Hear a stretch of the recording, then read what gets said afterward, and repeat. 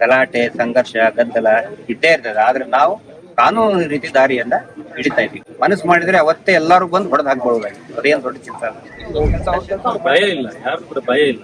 ನಾವು ಇಲ್ಲಿ ಜನ ಸೇರ್ತಾರೆ, ನಮ್ಗೆ ಹೊಡಿತಾರೆ, ಮಾಹಿತಿ ಅದು ಕೂಡ ನಾವು ನೀವು ಮಾಹಿತಿ ಇದ್ದಾಗ ನೀವು ಅದಕ್ಕೆ ಸಂಬಂಧಪಟ್ಟ ಒಂದು ನಮ್ಮ ಕೆಲಸ ನಾವು ಮಾಡ್ಬೇಕಲ್ಲ. ಬೀದಿ ರಂಪಾಟ ಆಗ್ಬೇಕಂತಾನೆ ಮಾಡಿ ಬೀದಿ ರಂಪಾಟ ಮಾಡ್ಬೇಕಂತಾನೆ ಇವನ್ನೆಲ್ಲ ಕುತಂತ್ರ ಮಾಡ್ತಾ ಇದ್ದಾರೆ, ರೊಚ್ಚಿಗೆ ಬರ್ತಾ ಇದ್ದಾರೆ.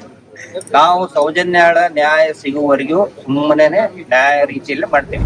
ಒಂದೊಂದು ನನಗೆ ಸಿಗ್ಬೇಕು, ಇಲ್ಲದ್ರ ಹೇಳಿದಾರಲ್ಲ ಅವರ ಮಕ್ಕಳಿಗೆ ಸಿಗ್ಬೇಕು. ಅಮ್ಮ ಆ ಹೆಂಗಸ್ ಮಲಗಿದಾರಲ್ಲ ಅವಳ ಮಕ್ಕಳಿಗೆ ಸಿಗ್ಬೇಕು.